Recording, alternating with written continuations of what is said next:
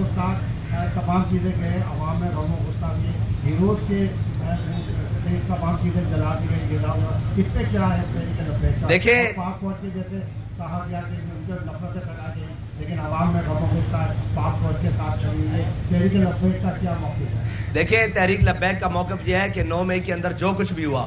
اس کی کسی ایک چیز کی بھی حوصلہ افزائی نہیں کی جا سکتی، بلکہ ہم اس کے بھرپور خلاف ہیں۔ اگرچہ ایک لیڈر کا گرفتار ہو جانا معنی رکھتا ہے اس کی جماعت کے لیے، لیکن اس ملک کا کوئی جرم نہیں ہے، اس قوم کا کوئی جرم نہیں ہے۔ انہوں نے ہی منتخب کر کے اس کو وزیر اعظم بنوایا تھا کہ اس ملک کی بہتری کے لیے، لیکن اس شخص نے اس پاکستان کے خلاف زہر اگلنا شروع کر دیا، اس کے اداروں کے خلاف زہر اگلنا شروع کر دیا اور پاکستان کی املاک کو آگ لگانی شروع کر دی۔ اس کے ہم سخت خلاف ہیں اور ہم ہر اس چیز جو پاکستان کی جلائی گئی ہے، پاکستان کی ملکیت ہے، ہم اس کے ساتھ مکمل ہمدردی کرتے ہیں اور اس کے ساتھ کھڑے ہیں۔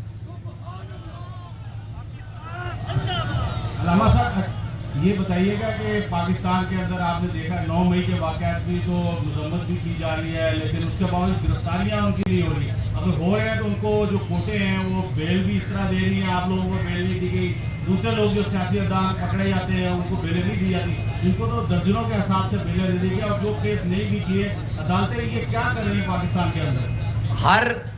ادارہ اس ٹائم اپنی آئینی حدود کو تجاوز کر رہا ہے اور ہم ایک جملہ بولا کرتے ہیں وہاں پر بھی، وہ یہاں بھی بول دیتے ہیں کہ کتی چورا نال ملی ہوئی ہے۔ اور اس وقت جو سہولت کاری پی ٹی آئی کی جا رہی ہے، ہمارے ذمہ داران نے پہلے بھی کہا تھا کہ سپریم کورٹ کے عمارت سے وہ عدل کا ترازو اتار کے پی ٹی آئی کا پرچم لگا دینا چاہیے تاکہ قوم کو پتہ لگے کہ یہ سارے ان کے نمائندے ہیں، اور جو لوگ بے گناہ تھے جنہوں نے پاکستان کی تنصیبات کو نقصان نہیں پہنچایا تھا، اپنے اداروں کے خلاف نعرے نہیں لگائے تھے، اپنی فوج کی وردیاں کو جلایا نہیں تھا، اپنے قوم اور جناب اداروں کے اندر گھس کر آگ اور توڑ پھوڑ نہیں کی تھی، ان کو تو 7 ماہ کے لیے عدالتوں نے سنوائی سے منع کر دیا تھا، بلکہ ان کی ضمانتیں تک نہیں لی گئی، ان کے جناب کیسز کو 3 ماہ تک لٹکایا گیا، اور جناب ایم پی اوز کے آرڈر کے اندر 6 ماہ خود میں اس کا جناب اسی کی زد کے اندر 6 ماہ جیل میں نے اسی زد میں ایم پی اوز کے زد میں کاٹی ہے، اور ہمارے ہزاروں بلکہ سینکڑوں کارکنان اور ہزاروں کارکنان نے ایم پی اوز کے تحت اور جھوٹے مقدموں کے تحت کاٹی ہے، جن کی دہشت گردی عدالتوں میں، ہائی کورٹس میں کوئی سنوائی کے لیے تیار نہیں تھا۔ آج ہم حیران ہیں کہ ایک لاڈلے کو پالنے کے لیے اس